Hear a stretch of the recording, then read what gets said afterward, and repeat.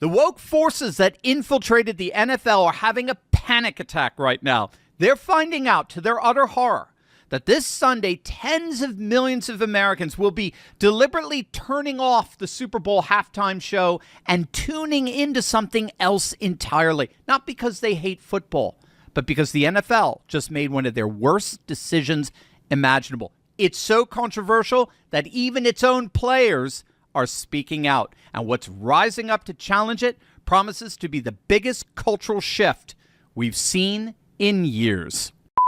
Hey gang, it's me, Dr. Steve, your Patriot Professor, celebrating yet another glorious day in Trump's golden age that you made possible back in November of 2024. So if you want a front row seat on how you continue to change the world in ways you never even imagined, make sure to smack that bell and subscribe button. It's being called the Halftime Revolt. As many of you know, this Sunday is Super Bowl Sunday.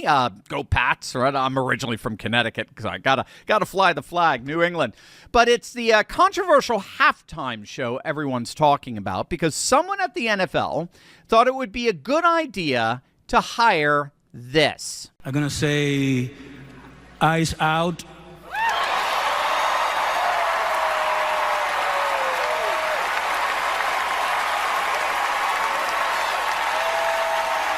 We're not savage, we're not animals, we're not aliens, we are humans, and we are Americans. Actually, that's patently false. You're an American only if you are a citizen. Citizenship matters, right? If you're not a citizen, you're not an American.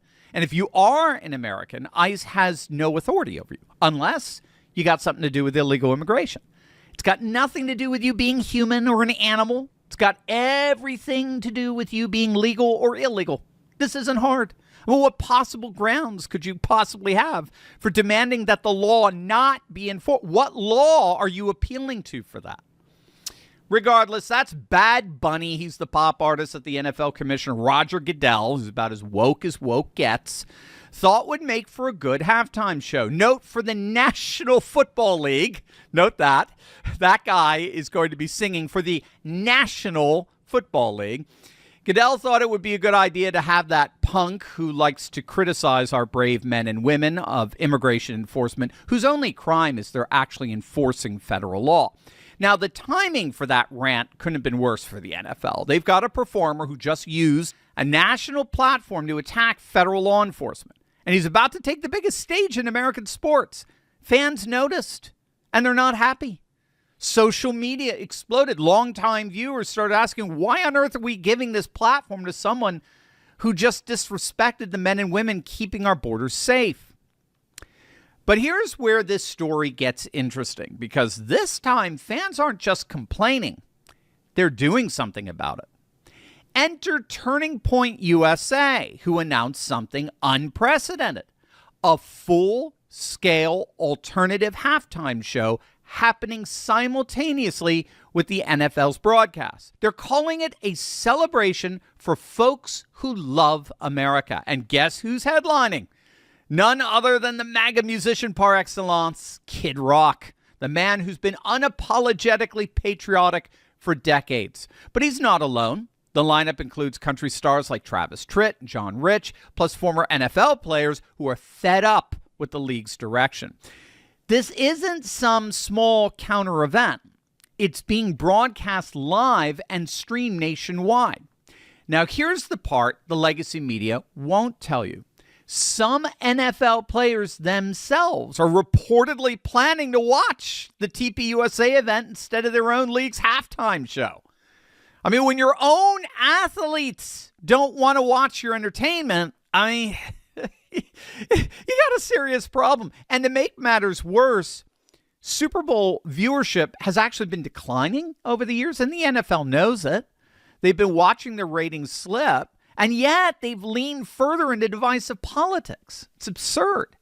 Meanwhile, events that celebrate traditional American values keep drawing massive crowds, which means that the parallel halftime show isn't just a protest. Gang, it's a market correction. And this renewal of patriotism, it frankly couldn't come a moment too soon. In fact, many are arguing that what we're seeing blow up in Minneapolis is nothing short of the beginning of a full-scale civil war. I mean, as we speak, there are radical terrorist networks that are using the city as a testing ground for what many believe to be nothing short of an armed insurrection they plan to take to every city in America.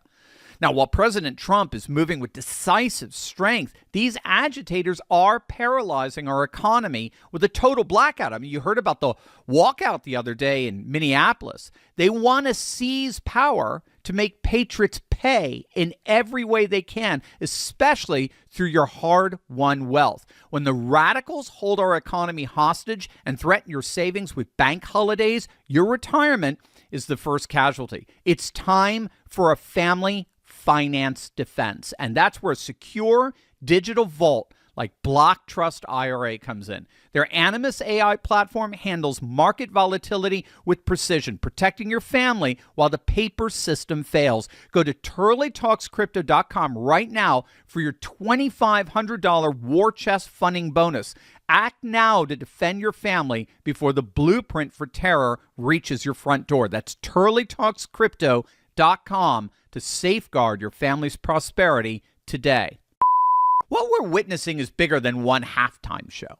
It's Americans voting with their remotes in what's called consumer politics. Now, for years, fans have been told to shut up and watch, right? Accept whatever Hollywood and corporate America push at you. And if you got a problem with it, then you're the problem. You're the racist, you're the bigot, you're the sexist. But something's changed. Over the last several years, especially after all the cancellations and deplatformings back in January of 2021, when even the sitting president of the United States was deplatformed, nothing less than a parallel patriot economy has risen up.